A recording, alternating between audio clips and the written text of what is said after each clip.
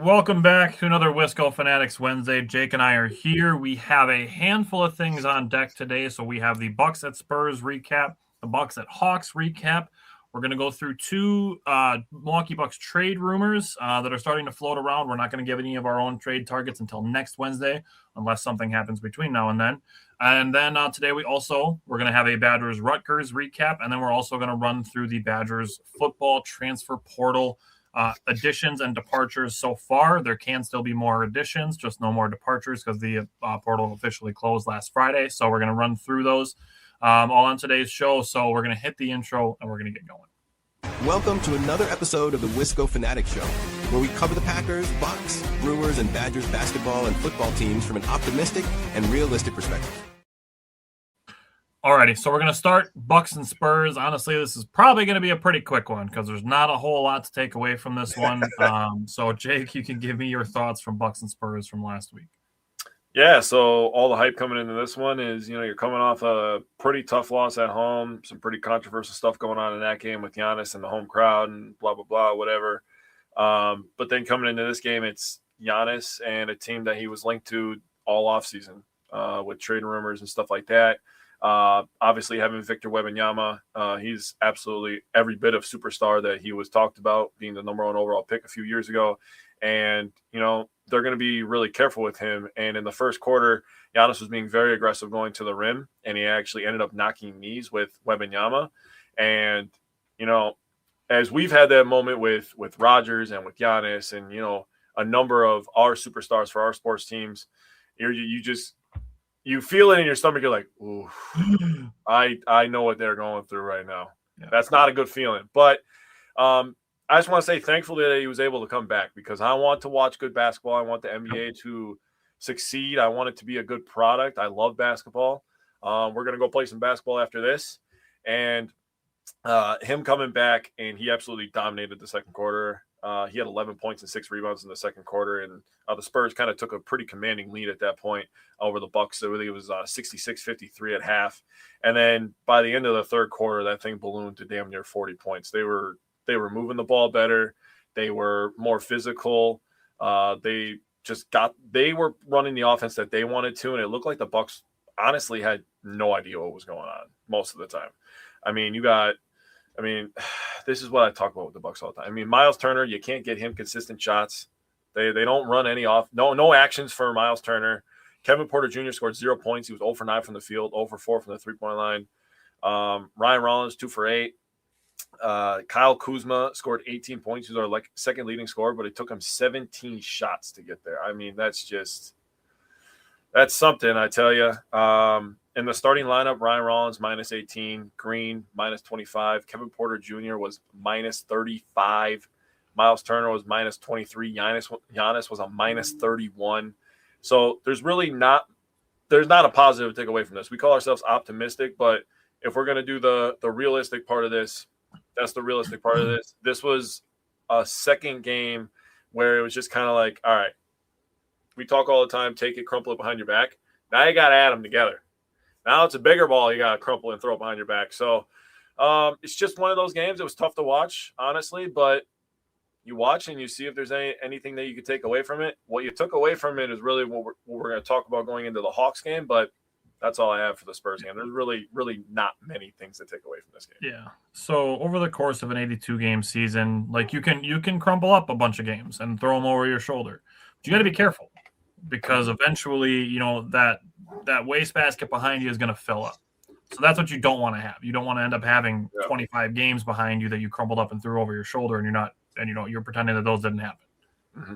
So got to be kind of careful with that. Again, that's the realistic part of this. Now, looking at the game, there's a couple things in the box score that I wanted to point out. Not just watching the box score, I have two other takeaways. But looking at just the box score, Giannis didn't play the fourth quarter, only played 22 minutes, still scored 21 points. Yeah. That's an absurd rate. That means over 36 minutes. If he plays a full game, you're looking at him scoring like 34 points-ish pace. Mm-hmm. Kyle Kuzma, you mentioned it took him 17 shots to get the 18 points. He was 5 of 13 on threes, though. That's 38.5%, which you see 5 of 13. You're like, oh, my God, he missed 8 shots. But that's 38.5%. I will take that from Kyle Kuzma. That's above league average.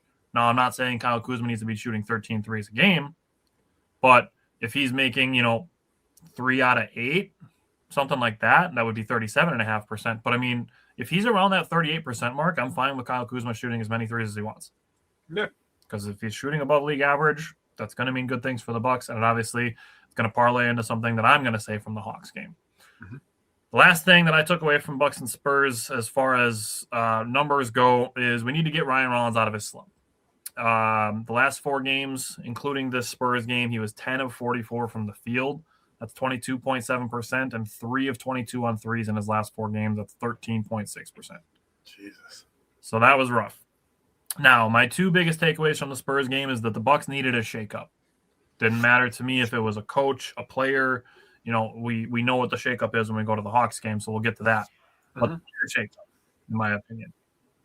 And the other takeaway that I had, and I told this to Jake, and he agreed with me, and I brought the numbers up on the Wisconsin Sports on the Go show with Trage that's going to be on the radio this evening, is the Bucks should aim to be a defensive first team. Yes. We talked about how much younger they got. There's a lot of more athletic players on this team than there was a year ago. And I think with their pace not increasing as much as we thought it would, that their signature should be defense. And you look at some of their signature wins, like the Lakers game, they won 105-101. The Celtics game, they won 116-101. The Pistons game, they won 113-109. Golden State, they beat 120-110. They're looking at this Bucks team. They've only lost 5 games out of 24 losses, holding opponents under 111 points. Through this Spurs game, they were 10-5 when they held opponents to 111 or less. Yeah. Now, let's just use this to transition right into the Hawks game, because they did win this game by a score of 112-110. And that puts the Bucks now in a position where they are now 11-5 in games where they hold opponents to 111 points or less. That's fantastic. That's 2 out of 3 wins. That puts you at like a 54, 55-ish win pace if you're winning 2 out of 3, which would be fantastic. We would all love it if the Bucks won 50 games. I'd be happy with that. Now, people are going to see 112, 110 and be like, oh my God, the Bucks had a 23-point lead. People aren't going to like hearing this, but we are not in a position where we get to ask why the Bucks didn't win this any certain way. We are at a position where we are no longer asking how they won. We're asking how many they won. We're not asking how anymore. They got the win. That is what matters. We will worry about ironing out what happens between the whistles as we continue moving into the next game. They won the game. Bottom line. That's one. And I said this also when we talked about the Bucks with Trage. Brace yourselves for Doc Rivers to be the coach of this team for the rest of the season. Yeah. If it didn't happen of a firing after the Timberwolves and the Spurs games where you lost back-to-back games being down by 30, it's probably not happening. Yeah. And, we'll see what happens as far as the roster is concerned. And I do want to give Doc Rivers some credit for some things that he did with this Hawks game. Jake's going to say the same things when we talk about the starting lineup. So I talked about needing a shakeup. Kyle Kuzma started this game for Kevin Porter Jr., and Doc Rivers brought up that he wanted to get some more size into the starting lineup. We've been talking for, it feels like 2 months, about the Bucks needing a wing. Yes. So Doc took his backup power forward and started him at small forward, which I think was a good move. The other thing that Doc Rivers did that I'm very excited about is giving Pete Nance first quarter minutes and seeing Pete Nance making an impact without scoring. Now, he did end up scoring in the game. He scored 5 points. All of them came in the fourth quarter. But looking at what Pete Nance did, setting screens, grabbing rebounds, getting tap outs on offensive rebounds. The Bucks didn't corral every ball that Pete Nance tipped out. And honestly, once in a while, it's going to lead to a fast break for an opponent. But just getting a hand on a ball here and there, if that increases second chances by 2 or 3 a game, that's going to mean good things for the Bucks. It's 2 or 3 more shots that the Bucks get that they wouldn't have without him out there. So those are good things. He sets very good screens. He stays active. Dude, Pete Nance is never standing still. And it's not like he's just walking around just for the sake of moving. That dude's moving around. Like, he is getting around a lot. And he moves like a guy who's 6 inches shorter than he actually is. Like, he moves quick. So when he's moving around, you notice him moving around. So I love seeing Pete Nance getting some playing time. He did finish second on the team at plus 13. Plus 14 was, I believe, AJ Green was number one at plus 14. Pete Nance had 5 points, 4 rebounds, 2 assists, 2 steals. Very happy with the way Pete Nance played. Now, handful of things. AJ Green, despite being that team high plus 14, he had a pretty rough end of the third quarter, having a turnover where the Bucks had about 11 seconds on the clock. They're up by 8. Up by 11 with a chance to go up by 13 or 14. And AJ Green commits a foul on a 3-point shot, and the Hawks get 3 points. And you look at like what could have been a 5 to 6 point swing of a 13 or 14 point lead, ended up being 8.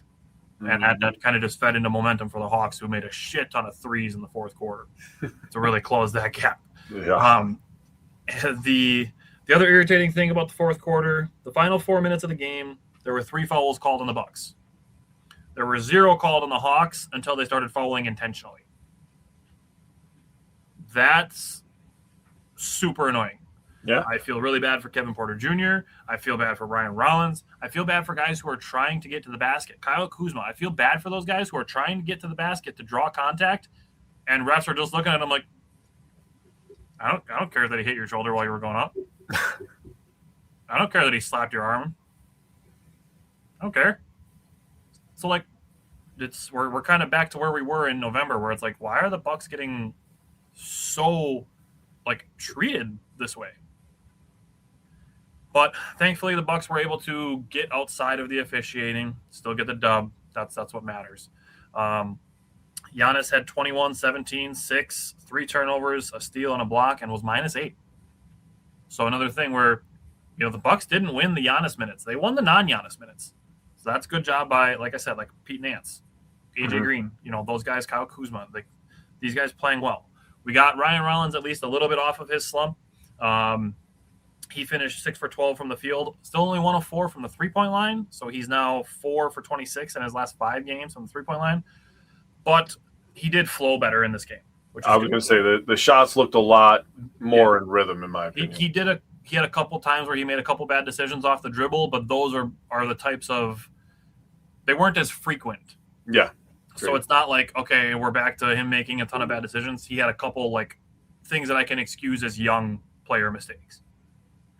The Bucks did allow 14 offensive rebounds, turned into 16 second chance points. You got to cut that down a little bit. But other than that, Miles Turner, 14 points, 8 rebounds, being 4 of 6 on the 3-point line. That's great. I really don't have anything to complain about in this game except for the foul disparity in the clutch time of this game. That annoyed me. But other than that, I mean, people are going to complain about giving up leads, but there's no lead that's safe in the NBA anymore. So we got to kind of shift the mentality a little bit that there's no you should have won that game when you had a lead anymore. No. And unfortunately we've seen it in football too. But there's no more we have a big lead. It's safe. We can just run the clock out. That's not a thing anymore in sports. So no. I'm not going to say the Bucks were up by 23. They should have won this game by at least 15. I'm not doing that. The Bucks won the game. That's what matters. It's a 1 in the W column. So what did you take away from Monday afternoon's Bucks game? Yeah, so I'll start at the beginning. Talk about the lineup change because I thought it was really important. Hello, Taylor. How you doing? So first of all, putting Kuzma in the starting lineup, like you said, it gives the Bucks more length and it moves AJ Green down to make him play a more natural position. Tyler's going to hear something that I already said, but this is just truly how I feel about it.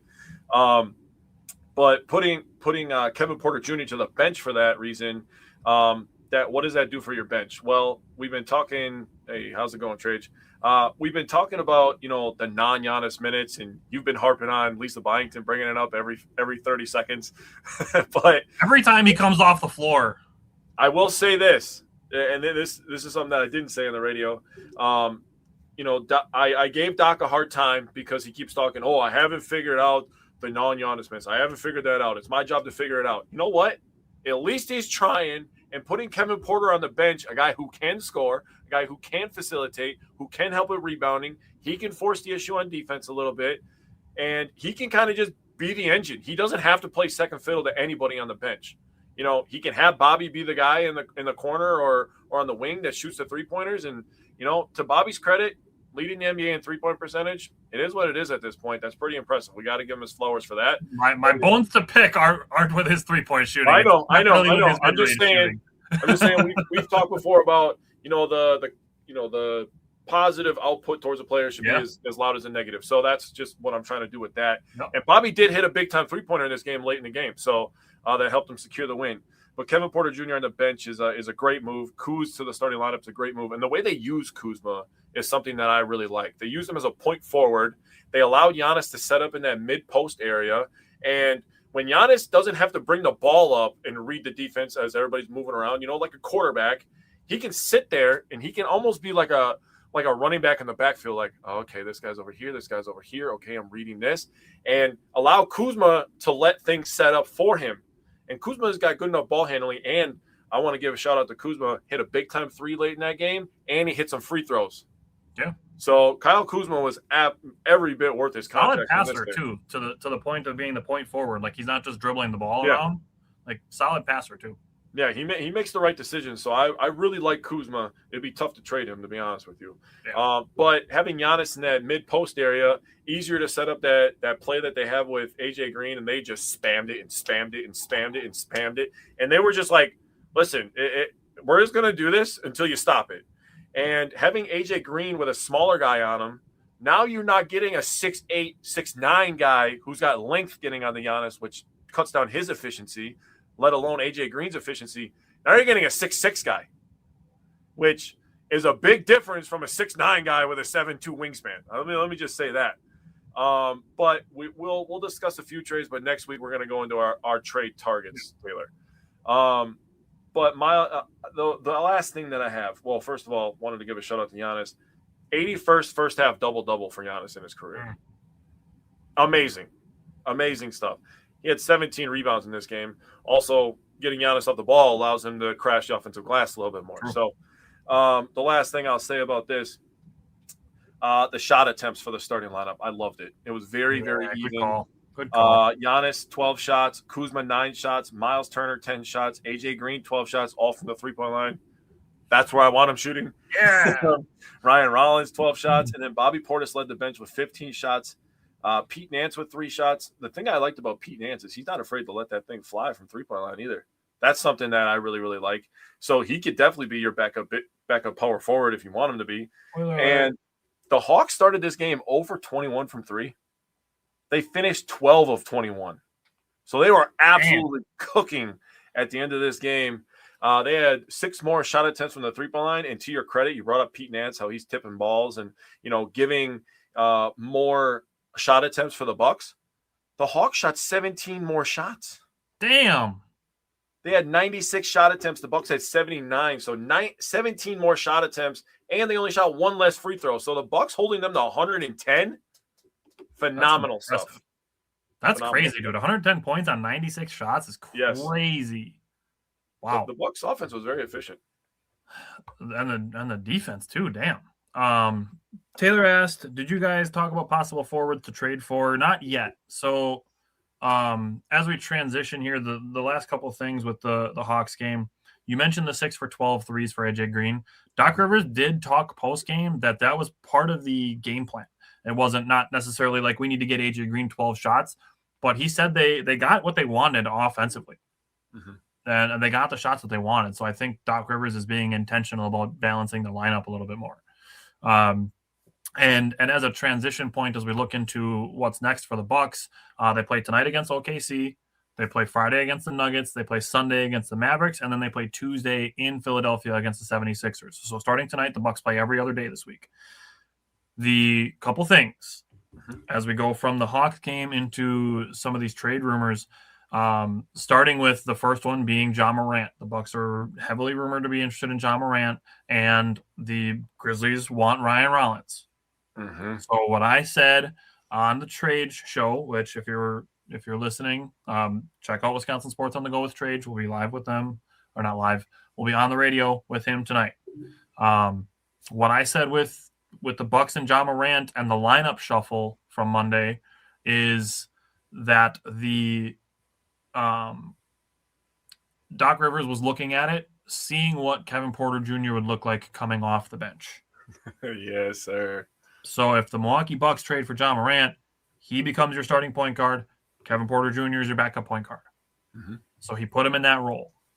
And then the other thing with Pete and Nance getting first quarter minutes, any trade that I'm looking at, including Bobby Portis involves Pete and Nance getting more NBA minutes. Yes. And if it's something where the other trade that we're going to talk about is going to be Bobby Portis and a, quote, unidentified minimum salary, this is per Michael Scotto, for Malik Monk and Keon Ellis from the Sacramento Kings, that would involve getting 2 wing players. And in my mind, when we go from that point, either we try to acquire a big from somebody, or Pete Nance gets converted to a full NBA contract, and Pete Nance becomes your backup power forward. So, in my opinion, to jump in real quick, if they're making that Malik Monk Keon Ellis trade, they're absolutely calling Portland right after, and they're calling for Grant. That's my opinion on that, because I like Monk and I like Keon Ellis. They can both do things that will help the Bucks where they struggle in some areas. Yep. And that they could be 2 players to lean into something that you brought up about becoming a defensive minded, that's your identity type team. They definitely help with that. And Grant also leans into that, but he is also a scorer, a secondary scorer. So if you can get a Grant, you can get Monk and Keon Ellis, I think you're retooling this roster for a better second half, I guess we'll call it. It'll be less than second half at that point, but the Hawks game was their 43rd game, I believe. Yeah. So I think I would like, if they have to get a big, obviously. Yeah. You don't want Pete Nance playing big playoff minutes at this point, but he could definitely play in the regular season, I think. I like the idea. I guess I think of Jeremy Grant basically as a poor man's Pascal Siakam. And obviously we saw what that did for the Pacers, getting him. Yeah. So looking at Ja Morant, the Bucks reported interest. The Grizzlies reportedly want Ryan Rollins and a first. The Bucks would either have to include Bobby Portis or Kyle Kuzma. And at that point, I wouldn't want to trade 3 rotational pieces and a pick for one guy.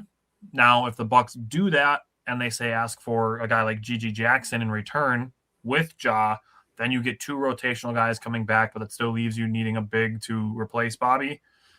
And that's maybe where Pete Nance comes in. And then you're looking at also Gigi Jackson being a part of that. If you end up having to do Bobby and Kuzma and Rollins, and you're getting Ja and Gigi Jackson, I mean, you're really looking for another forward. Now, I will say, Ja Morant would bring some athleticism to the lineup. He's averaging 19, 7.6 assists, and 3.2 rebounds. He's not a three-point shooter. He absolutely would be athleticism, facilitating, and downhill play. He's a sometimes shooter. Yeah. As far as his attitude goes, which I know is something that scares a lot of people away from him, Jake and I talked about this, and I said to Jake, I'm like, being in a smaller NBA city, not that Memphis is, known for being a big city, but being in a smaller NBA city like Milwaukee and being around Giannis, I think could kind of curb some of that attitude a little bit. More like, hey, we're here for basketball kind of thing. But personally, I would rather keep looking. I would rather stick with Rollins and Porter at point guard and look at some other options. So I don't know if you have any feelings on the Ja Morant trade. I am in such a weird spot with this Ja news, man. Like, one day I'm just like, you know what? Let's go for it. Let's go get another superstar. He's 26 years old. If you can get this guy to reach his full potential, then obviously, the sky's the limit. You have 2 guys that can attack the rim. He would help in some areas that I'm going to bring up in a second here. But I just think that you almost put yourself in a position where you almost have to pull the trigger at this. You know what I mean? Like, you're in a very, I don't want to say a rock and a hard place, but you're in a very delicate spot right now with how Giannis has been talking to the media lately. I'm just going to say that. Been kind of upsetting me. I'm not going to lie. I'm like, dude, like this, like there was comments made probably 3 weeks ago now where somebody was like, oh man, he's turning into the new LeBron. And I'm like, no, I don't see that. But then he says stuff that he said the last couple of days, and I'm like, dude, he does kind of sound like LeBron. I'm not gonna lie to you. I want to be the villain and all that. Like, I'm enjoying being the villain stuff. Like, okay, Giannis, I love you. This is not like this is not me like kicking you, but like, bro, you can't say I'm the leader. Maybe my voice is getting bad. I'm the leader. I want to break through. I'm the leader, and then say you enjoy being the villain. All I'm gonna say is poison, bro. That's how I feel about that. But Ja Morant going to a new city could be, new start, new mindset. I do think that you're in a place where you kind of have to go for it. Is Ryan Rollins really taking this team over the top? And he's only 3 years younger. You know what I mean? Like, it's not like a guy where it's so if the age gap was 8 years, I would totally understand the mind frame of being like, I don't know, man. That's a pretty big gap. But 3 years, I'm like, Ja could still play longer than Ryan Rollins, to be completely honest with you. I mean, yeah. No, they don't. Brad said both Ja and Giannis need the ball. I mean, we've seen that. And that goes right to Taylor's point. Taylor just said going for that Ja trade reminds of the Dame trade, but Dame's on a different level, but still has a similar feeling of a big name, but the results won't be too well. I mean, we don't know what the results are before trying it. It's similar to the Dame trade. Like, I mean, I still remember exactly what I was doing when I found out that the Bucks were getting Damian Lillard. That was a big deal. I mean, you don't know how stuff's going to work until you try it. But right now, we know what we're doing is having us a little bit under 500. I'm going to address Brad's comment. When did LeBron really take that leap to where everybody was like, okay, this is pretty clearly the best player in the league? When he went to Miami and he had to learn to play off ball, which is something that Giannis still has not learned to do, which is why people get frustrated when he brings the ball up, which is why he's exhausted on both ends of the floor. Maybe getting Ja will force Giannis to unlock that next level. Maybe we saw it at times with Dame. We saw it at times. The game is so good, bro. If you're able to run an action and get Giannis into the post with Ja bringing the ball up, the defense can't just all focus on Giannis. They got to worry about this guy who could jump over their center. Yeah. So that's the other end of it. And Giannis is a very good recipient of lobs, is all I'm going to say. And Ja Morant never shies away from a highlight. So that's my opinions on that. That's fair.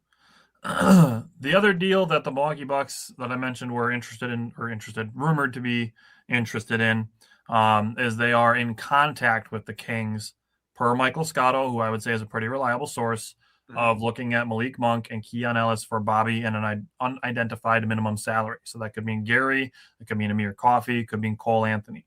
It could mean Taurean Prince too, but I don't think they're going to trade him while he's injured. I don't think so. So looking at it, Malik Monk is 6'3". He's a high-energy guy, similarly to Ja Morant. He's a guy who plays above the rim. He's a career 35% three-point shooter, although he's shooting 40% on threes this season. He's 27. He's been top 5 in 6 Man of the Year twice. Not really known for his defense, but he's a guy that you and I have been a fan of for a good while. Mm-hmm. So, I mean, I like Malik Monk. I think he would be an interesting piece to add to the Bucks. Mm-hmm. To your point, like you said with Keon Ellis, he is 26, and he is known for his defense. Mm-hmm. That is what he's known for. Mm-hmm. And actually, in his 3.5 seasons that he's played in the NBA so far, he is a career 41.5% three-point shooter. So he's a better three-point shooter than I would say that he looks like on the surface. But he is much younger than Bobby, who's going to be 31 on February 10th, and younger than Gary Trent Jr., who's 27, Amir Coffey, who's 28, and Cole Anthony, who's 25, would be the only guy who's younger if the Bucks were looking to include one of those minimum salaries in a trade. So the way I see it, this one is an opportunity to get a little bit younger, get a little bit more athletic, and make a play at some other deals, which I love your idea of then turning around and looking at Kuzma and some salary fillers for Jeremy Grant. I think looking at it, if you say we added Malik Monk, Keon Ellis, and Jeremy Grant to this team to then play with Ryan Rollins, Kevin Porter Jr., Giannis, AJ Green, Miles Turner, I think that makes you almost a defensive juggernaut in my mind. And looking at the way that the Bucks should be playing, like I said, coming out of that Spurs game. and then the Hawks game. So I don't know if you have any other thoughts that you want to throw on that potential trade. No, I really think that trade would make us a lot faster, which is something that needs to happen. They need to play a faster pace. Their pace, I believe they're like 21st, I think. I thought they were lower. I thought they're like 25th. But either way, that's where I thought they were the last time I looked, which was probably a few days ago. Either way, they're bottom third of the league in pace. And when you have a guy that is Giannis, you have a guy that is Kevin Porter Jr., you have a guy that AJ Green likes to run the floor and fill those corners and shoot, break threes. Miles Turner could do that. You need to be playing a faster pace. That's one of the problems with the Bucks offense. The Bucks are 24th in possessions per game. Yeah.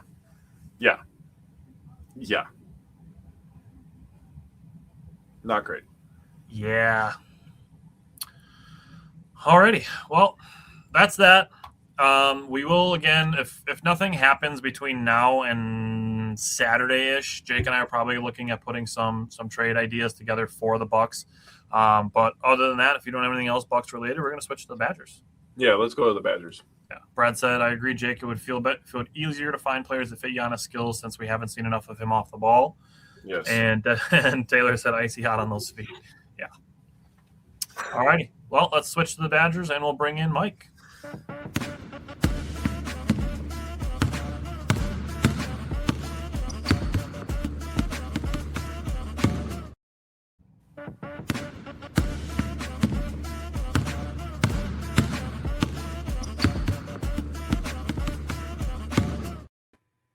Alrighty, so got a Badgers W this week. Another one. We're up to 4 in a row. Mike, welcome back. So we are discussing the Badgers win over Rutgers on Saturday. What did you take away from the guards? Yeah, great to be back. 4 wins in a row for the squad. Start off with that. Looking very, very good for the month of January. As far as this game goes, it was a fantastic first 20 minutes of the game. In the second half, not so much. I'll get into the big picture in a sec. But I got to start with the player of the game, in my view. It's got to be Nick Boyd in this game. 32 minutes, 32 points, 1 rebound, 9 assists. Again, like the Michigan game, 9 assists, only 1 turnover. I will take that turnover, like assist to turnover ratio any day of the week, as should anybody else who knows the game of basketball. So outstanding there. 9 assists, 1 turnover, only 1 steal, 14 of 15 from the free throw line. Chef's kiss on that one. He also drew 10 fouls himself personally, which kind of makes sense with the whole 14 for 15 from the free throw line. So I thought that was very, very impressive on his part. He actually started off kind of cold shooting. He started 1 of 5 shooting, and then all of a sudden he hit back-to-back 3 balls. So, you got to admire somebody who necessarily doesn't really give up or like shies away from shooting. Even at that point, like in the beginning of the game when he was going like that 1 for 5 and he was kind of like chuckling a little bit. I'm like, okay, maybe hold up a little bit, but no, he just kept playing. And next thing you know, he's got 2 straight 3-pointers after that. So outstanding day for Nick Boyd in this game. The most important part of this game in the second half, probably when Rutgers was making a comeback for him, he scored 10 of the final 32 points in the final 6:31 of the game for 10 of his final 32 points in the final 6 minutes and 31 seconds of the game to close the door, capped by a huge and one, to put the game out of reach essentially. But it was Nick Boyd doing his thing, ultimately attacking downhill and got great looks for not just himself, but for others. Explains the 9 assists as well. And, Nick Boyd's having an incredible month. I mean, again, going back to that Michigan game, it was similar. He's finding his guys in space. He spread it like he's the reason why we're able to play so spread out as well. He's a big part of why we shot once again 40% from 3 in this game. We went 12 of 30. We're hearing these 40%, games now, more consistently shooting from 3. And this is a big part of it because when you get a guy like Nick Boyd who can crash down and he can drive and kick, that's going to give us more better looks. So we're starting to turn the wheels, I think, regarding with what we want to run and how we can, consistently do it, especially from shooting from the 3-point line. So outstanding game from Nick Boyd. Definitely the MVP in my view in this game, and big reason why we won. And then going into Jack Janicki, slowly but surely, he did get a little bit better this game, even though I still think 17 minutes at this point in time might be a little too much for him. I do wish you guys already know who I'm going to say here shortly, who should get a few more minutes of playing time. But no, 17 minutes. He did get 6 points for us. He did shoot 2 of 4 from 3, did grab us 2 rebounds and 1 assist. What I'm looking for Janicki even going forward, if he is going to get these kinds of minutes, which it's definitely projecting that he will be. He's just got to be smart with the kind of shots that he does take, right? Because there are a couple that he does take, and it leads to, whether it's bad missed threes, and that leads to easy transition buckets for the other team, which is a big problem that, with the style of offense that we have to make sure we can get back and play that transition defense more consistently as well. So just something to look out for going in the future. And I guess, just to end on this with Zach Kinzinger, 5 minutes, 1 rebound, not too much. Still hoping he gets a few more minutes going forward. But, overall, no, big picture. Just need to have more consistency to play a full game. We basically play with our food ultimately, I think, in the second half, and we kind of let off the gas. I think that's kind of an obvious statement, but I think it's the truth when you watch this game. We just got to make sure we, even when you're playing a team like Rutgers, who on paper doesn't seem the greatest, you got to. This is the Big Ten, man. Everybody's competitive. We got Penn State tomorrow, who, by the way, John Blackwell and Nolan Winter are 0-2 against. Yep. So they cannot take that game lightly. So that goes back to this point of, I don't care what the record is, we got to be able to step on a team's throat for a full 40 minutes. So call out the 3-point percentage once again. That was a great job, 40%. Love seeing that. Can we stay hot? I think so. January, great opportunity for these boys to close out with a nice few wins here down the stretch to put us in that top 5, I think, which could be as soon as next week, I think, if we can get a win tomorrow. Yep, I agree. Yeah, so looking at just the second half alone, I think the ball movement wasn't as good in the second half. I think that kind of showed that the ball got a little bit sticky. With that, the Badgers did only win by 9, but if you look at it, Rutgers scored 5 points in the last 30 seconds versus all of the end of the bench guys who were not trying to score. So on paper, this game was won by 9 points, but in reality, it was more like a 14-point victory. I'm really not going to hold those 5 points against the team, as Rutgers was just trying to put a couple points on the board for a moral victory of some sort. Looking at the wings, John Blackwell, he turned a Nolan Winter missed free throw into a 5-point possession, so that was pretty sweet. Nolan Winter had an and one, and he missed the free throw, and John Blackwell ended up cashing a 3, so I made a 5-point possession. That would be awesome if we could just do that on purpose all the time. Blackwell did start 2 of 3 from the 3-point line. Did get into a point in the second half where he was scoring with a 3, and then just started going downhill bully ball. And that's awesome. I love seeing the duality of John Blackwell, of him being able to do both of those things. Nice. He finished with 19 points on 5 of 13 shooting, which isn't the best from the field. 3 of 8 from 3. I'll take 37.5%. And 6 for 6 from the free throw line. So he's back to shooting very strong at the free throw line, which is great. He had 5 rebounds, which is great. He had 3 assists and 2 steals. I'll take that every game. And 0 turnovers. So, yeah, he wasn't the most efficient from the floor, but this is still a hell yeah game from John Blackwell for me. Mm-hmm. He was a co-Big Ten Player of the Week, wasn't he? Yes. He was. So that was a fine game for me. Yep. Well, hell of a day for the backcourt. Yeah. Andrew Rohde, he is in the half court a very, very good passer. And he's very good at making post entries. He grabbed a steal and got a transition layups when the lead got cut to 17 in the second half. Played great on-ball defense after a turnover with Wisconsin up 10. So he's doing good things, even though I've gotten a little bit critical of him at times of not contributing maybe enough to the bottom line of how many points the Badgers were scoring. He had 6 points in this game. He had 1 rebound. He had 1 steal. But the thing that does contribute to that 96 is Andrew Rohde having 5 assists. If he's going to have a 6.5 assists game, fine. Leave him in the starting lineup. That's great. The thing where it's like, okay, maybe we should consider starting my other guy, Braden Carrington, is when Rohde has the games where he's got like 4 points, 1 assist, 2 rebounds, and a turnover. Those are the kind of games where it's like, dude, like we need more out of you if you're in the starting lineup. We need more production. So if that production comes in the form of assists, I'm good.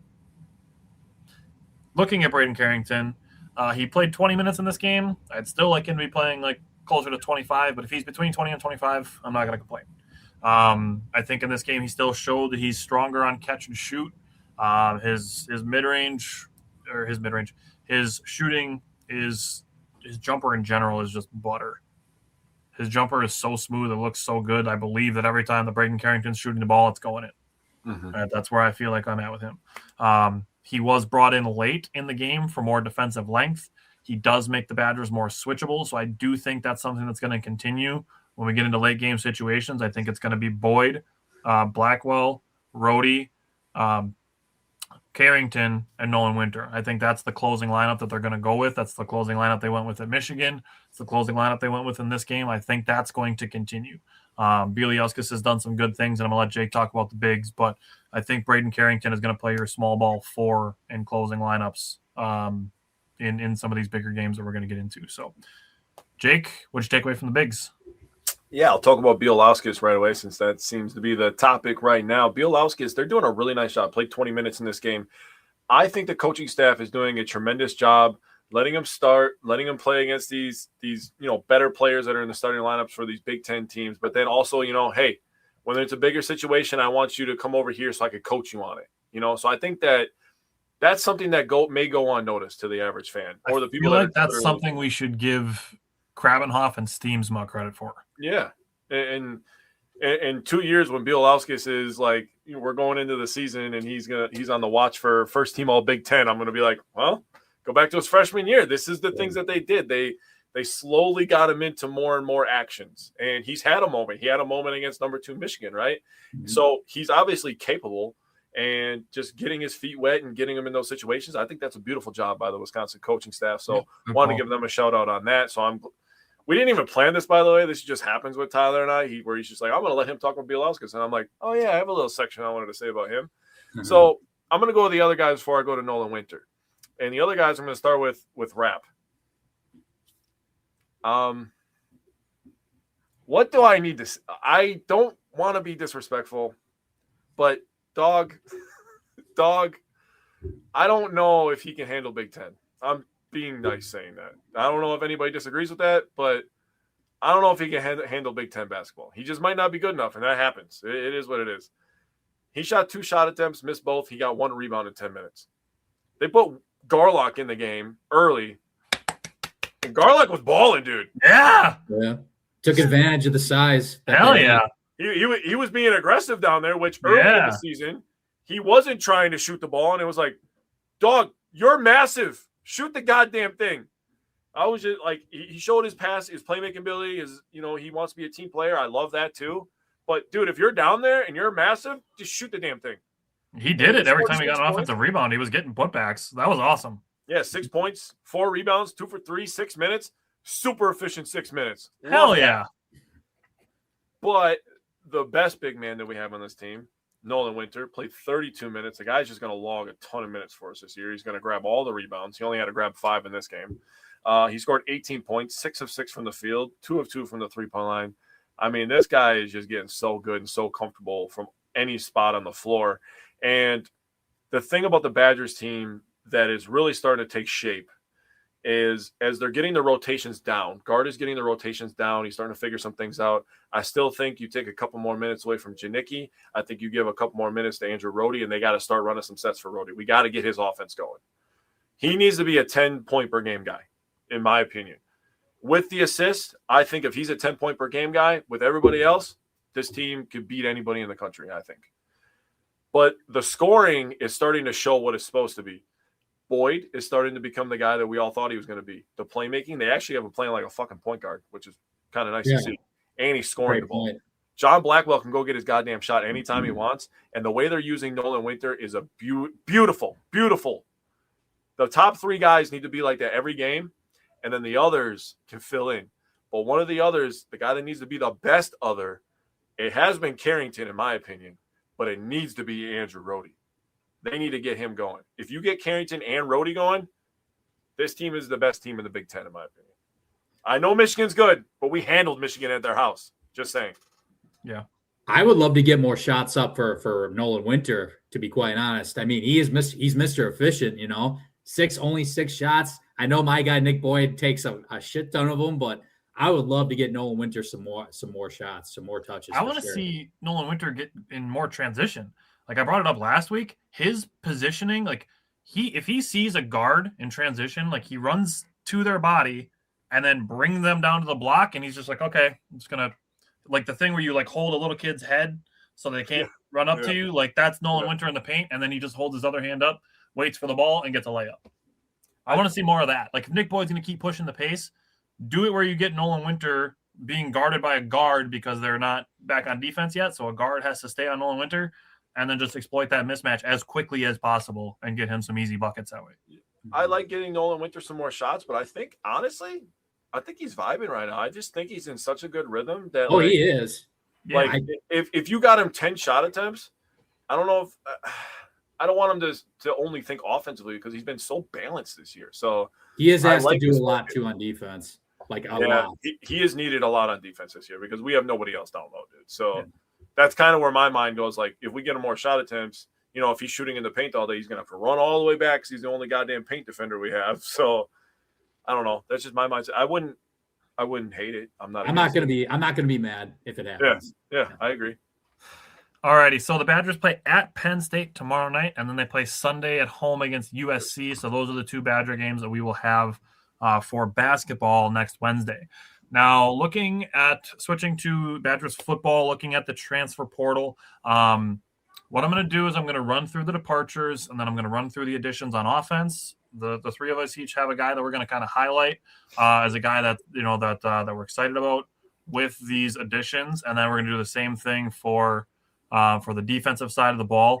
We're not going to linger on a ton of these for a long period of time. Jake and I are planning on doing some more individual type stuff with this, where we kind of highlight each of the guys as we start hearing about things about them in the spring and in the summer. So that's when we're going to kind of flesh these out a little bit more. But just off the rip, I'm just going to rip all the names, and then we're going to talk about a couple of guys that stand out. So Connor, welcome back. I'm going to jump into the departures first.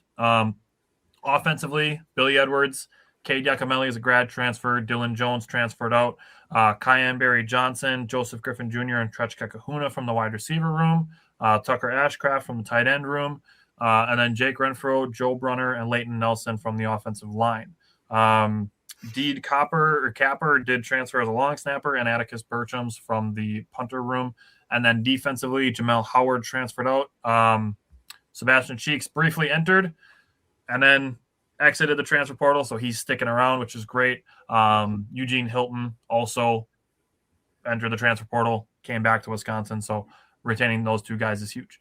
From the edge room, Cody Raymond, Angel Toombs, and Ernest Willer entered the portal. Linebackers, Tackett Curtis and Antaron Turner weren't super surprising ones, but losing Christian Allegro is a little bit of a bummer.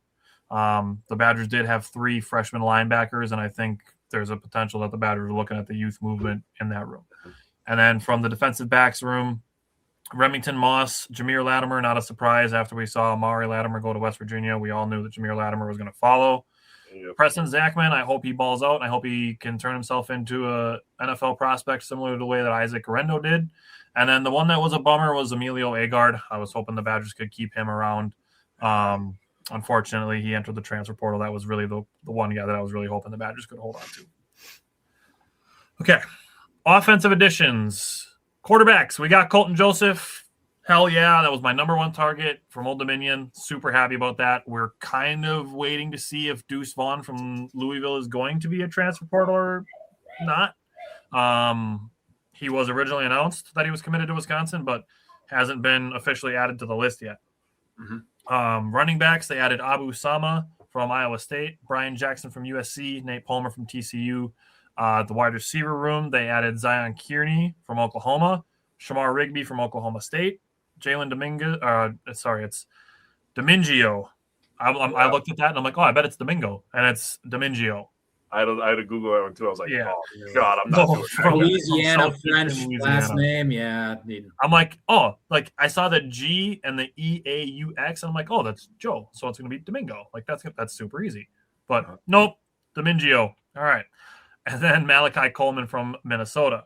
In the tight end room, they added Jacob Harris from Bowling Green and Ryan Schwendeman from Southern Illinois. I would have liked to see a little bit more in the tight end room, if I'm being honest. Losing Lance Mason and Tucker Ashcraft, I would have liked to see a little bit more production added from the tight end room. Maybe they still will, but it sounds like Luke Fickell's comments today that they're not going to be really adding anybody else unless they get into spring ball and see if they need something. Offensive line, they added Austin Kowecki from Oklahoma State, Blake Cherry from Arkansas. Shout out Mike for calling that one. Lucas Simmons from Florida State, PJ Wilkins from Ole Miss, and Styles Blackman from Augustana, South Dakota. There are a couple other that have kind of trickled in, and there probably will be a couple more trickling in here or there. But Mike, is there anybody on the offensive side of the ball that really jumped out to you that, like, I'm excited about that guy out of all these names? Yeah, absolutely. So, obviously when you bring in guys from the transfer portal, at least for me, I'm looking for guys that, have been around and produced ultimately at the end of the day, right? So my guy, I went with Abu Sama, the running back from Iowa State. Very, very interesting upbringing in his recruiting. He was a very, very low recruit. He was the 2022 Iowa Gatorade Player of the Year. But didn't really get any big offers until last minute when Iowa State offered him as a cornerback, believe it or not. Which is very, very surprising because this guy ran a 10.91 in the 100-meter dash too. So that's freaking lightning. 5'11", 210 pounds. This is going to be a very, very explosive running back that Badger fans are going to enjoy seeing. When he was at Iowa State, it was by committee with a 2 running back system, but specifically last year, he came at 12 games. He did have 2 starts, but he did tally 732 yards and 5 touchdowns last year as, again, that running back 1A, 1B type scenario. But he did have a game highlighting. He had 24 carries for 177 yards for 2 touchdowns at Colorado, so at Dion's place. So this guy is definitely capable of being the bell cow, so to speak, in my view, if it does come to that. With his play style, I mean, he's going to be breaking through tackles, but he's also going to be making people miss at the end of the day. And I think with his type of play style, when you pair that with a guy like Colton Joseph, I think that's definitely going to open things up, I think, quite a bit and, keep defenses on their toes with this play style. But he also, with, making people miss, breaking through tackles, he had 48 missed tackles last season, which I believe was good for 3rd in the Big 12, right around those lines. But I mean, this guy's played in 38 games. He's got, he made what did I have? Oh yeah. He has over 1,900 yards running as well in those 3 seasons. His first career start, fun fact, he had 276 yards rushing in the snow at Kansas State and had 2+ 70-yard touchdown runs. Nice. So yeah, this is gonna be a big play dude. One last stat line I'm going to throw out there. He has 13 touchdowns in his career. 6 of those have been for 50+ yards or more. Damn. So very interesting pickup. I think he's going to be, if I had to guess, maybe that 1A. It's going to be by committee, I think, in this running back room going into next year. But he's going to be one of those top 2-3 guys for sure. I think he'll be the starter.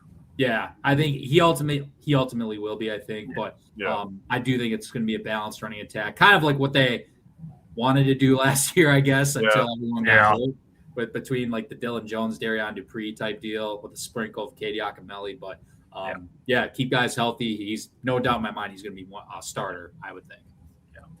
I am excited about the aforementioned Jalen Domingio.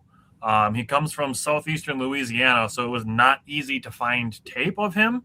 But he's coming from a small school, and I said this when we talked about the transfer portal a few weeks ago, that I think part of the spirit of the transfer portal is to give guys from lower schools a shot to get into the bigger schools by producing at the level that they're at and earning an opportunity to get promoted. Kind of like how Major League Baseball, you work through the lower levels into the majors. So I'm excited to see if he can replicate the 52 catches for 857 yards and 11 touchdowns that he put up last season. That's a very productive player. He is also a good run blocker. He's got super quick feet and a guy who averages 16.5 yards per reception. I'm just excited to see if it translates to the Big Ten level. Mm-hmm. Jake, is there anybody you're excited for on offense? Yeah. So first of all, Sama has like such a great name. Dude, like I'm excited for him to break a big run here. Sama breaks free. Like, dude, perfect name for a running back at Wisconsin to break free, first of all. But I like Brian Jackson out of USC. He was a 4-star recruit in 2023. He was ranked as, what does it say here? He was a 4-star recruit, touted as a number 27 running back in the nation. He went to USC. So the last 2 years, he wasn't used very much. He had 36 carries in 2024 for 188 yards and a touchdown. In 2025, he had 36 carries again for 123 yards and 4 touchdowns. Now, he doesn't have the wiggle that Sama has in the open field, but he's more of the, okay, I'm going to get the tough yards. So you get a Dylan Jones going out. This is your Dylan Jones replacement, in my opinion. He's a between the tackles type of guy, but he was quoted as saying, because his mom was kind of hesitant to let him go to Wisconsin. He was like, Mom, this is my play style. This is how I play. This is going to fit me a lot better. And I agree. I think that he just didn't fit that USC offense. And I think that the Wisconsin style that we're trying to get back to, that old school, that grind it out, that, Indiana kind of ran where they just won the national title going 16-0. I think that's Wisconsin is trying to aim for that as well. We have a dual threat quarterback now, a couple running backs, and some bigger wide receivers. I think that's the style that Wisconsin's going for as well. And I think Brian Jackson's going to be a really nice piece behind Abu Sama, in my opinion. Yeah. All righty, jumping over to the defense, run through these quick. On the D-line, they added Junior Poyser from Buffalo, Hammond Russell from West Virginia, Jake Anderson from Illinois State, DeNigel Cooper from Appalachian State. On the edge, they added Justice Boone from Arkansas, Jaden Lofton from Tennessee, Liam Danitz from Hope College. They added a linebacker, John Kamara from Kansas. And then DBs, they added 4 corners, Eric Fletcher from Ohio State, Kai Bates from Florida State, Javon Robinson from Arizona State, and Bryce West from Ohio State. So all the states. And then safety, they added Iowa State, Carson Van Dinter, a Wisconsin native, so another one into the DB room. And then Marvin Burks from Missouri. So, Mike, anybody that stands out to you for the defensive side of the ball? Yeah, absolutely. Everyone, when you talk about our defense last year, a lot of hype's going to go to the linebackers, but D-line was a huge success last year, and led by Coach Whitlow. He was able to get, quality 4 or 5 guys that could go in there and play. And I think, going into obviously with the transfer portal with Tyler just naming those guys, they made it a priority to stack that room again, right? So I got Jake Anderson as my guy, D-line nose guard, 6'5", 295 pounds, coming from Illinois State. Recruitment was pretty kept under the radar once he entered the portal. He was coming off of an FCS championship game where they unfortunately did take second to Montana State. But no, last year, 17 starts, he had 52 tackles, 7.5 tackles for loss and 3 sacks as a D lineman in the interior like that. I think that's a hell of a year. The plan is to, have him be a pure run stuffer, and the comparison immediately goes to Ben Barton.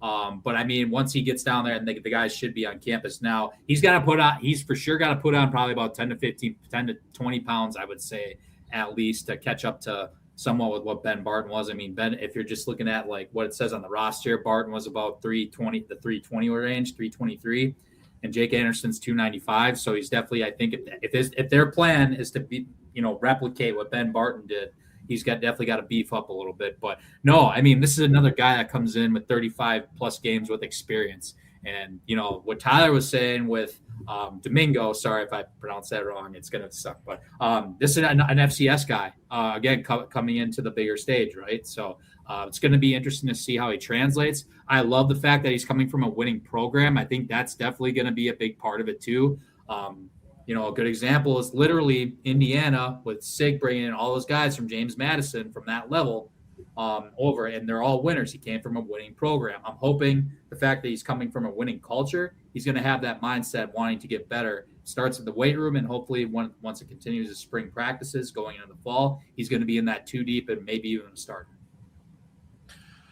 Yeah, so the guy that I'm excited about is Liam Danitz, and you hear Hope College being a D3 school and being like, wow, why is Tyler excited about a D3 guy? He's 6'5", 227, has a great frame, and had 15 sacks this year. If he gets half of that, I'm going to be ecstatic for his addition. And Jake just did a little vroom vroom motorcycle thing. It's because he's fast as fuck, boy. Dude, he played for the Flying Dutchman. You cannot be slow playing for the Flying Dutchman. He was literally an all-American track athlete. Yeah. At 6'5", 227. Yeah. That's insane. And, you're like, oh, he's coming from D3. Who gives a shit? Ole Miss reached out to him. James Madison reached out to him. Louisiana Tech reached out to him. And he was followed on Instagram from coaches from Alabama, Michigan, and Oregon. So they were going to start poking around too. Yep. And then he did also have meetings with Western Kentucky and UCLA. Yeah. So Wisconsin is by far not the only D1 team to reach out to Liam Danitz. So the last thing that I was looking at was if he's 6'5", 227, you look at Mason Reiger, who came in last year at 6'5", 248. You put him in the weight room, boom, boom. He's fast, strong, big. Get him out there, see if he can get you a handful of sacks this season. I'm excited for Liam Danitz. Yes. Jake, who are you excited for on defense? I got my man John Kamara, dude. Another all-time name. You were just talking about track athletes. John, in high school, he competed in the long jump, the high jump, and the 100-meter dash. Oh, by the way, he's 6'4", 230 pounds competing in those events, which sounds really stupid. This guy originally is from Liberia, so he's one of those guys that didn't have all the tools and the coaching that the American athletes have. Coming from Liberia, he grew up in Arizona, Philadelphia, and Florida, so he's jumped around the United States as well. He was a 3-star recruit coming in. He still has, I believe he's a redshirt freshman, if I remember correctly, John Kamara. So he's a guy that has unlimited potential. We don't even know the ceiling for this guy yet. So getting him in that linebacker room, the Badgers are definitely making a point of emphasis to, like Mike said, to force the front seven to be a problem. They brought in a bunch of corners. They got a guy from Ohio State, so if that tells you anything. So I think this Badgers team with a lighter schedule is going to surprise some people. I think they might be a team that will be ranked at the end of the year around that low teens range, and they'll win a bowl game, and then people are going to start looking at the Badgers like, oh shit, did Fickle figure it out? Did they just give him a bunch of money? Did he figure that out? And I think John Kamara, the Liam Danitz of the world, those guys as super athletes, I think those are the guys that are the secret sauce. Yeah. And I mean, you look at people are wondering, oh, when's the money going to show up? And they brought, I think the final number was 32 transfer portal additions. So the money's definitely there. You can tell by the recruits that they were pulling. Yes. So like I said, we're planning. Jake and I are going to do more individualized, looking at all these players as the spring and the summer takes its toll, and we start to hear about some of these guys and what they're doing in the spring practice and stuff like that, and getting a better idea of who's going to fit where, what the coaches' impressions are of guys who are when they're actually getting on the field. So we're going to flesh some of that stuff out on the socials as the spring and summer progress. But other than that, we will be back next week with a handful of more basketball games and maybe some Bucks trade targets. So other than that, thanks everybody for tuning in, and we'll see you next Wednesday. Later, guys. 10 rebounds tonight, Jake. Tyler just said. If you're a podcast host, listen up. This one's for you. My name is Allie Jackson. I'm the host of Finding Mr. Height, a dating and relationship podcast that I've been doing for 4 years now, sharing my positive and practical approach to dating that's built on my own life experience. And I wanted to share another experience that I've had, my secret behind monetizing my show. It's called Red Circle. And I was just telling my colleague about how much I love their platform. With Red Circle, not only am I getting a seamless hosting experience, but I also love the support I receive in ad sales. It's not just typical ad sales either. It's targeted opportunities based on my show and my life. And the platform is super simple. You just set your preferences and Red Circle matches you with sponsors that align with your show. You can vet every opportunity and their platform gives you great analytics. More recently too, my Red Circle team has brought me opportunities outside of my podcast on social media to really augment the podcast partnerships, bring them full circle. I just can't recommend them enough. If you want to give it a try, go to redcircle.com to get your free trial. That's redcircle.com for a free trial.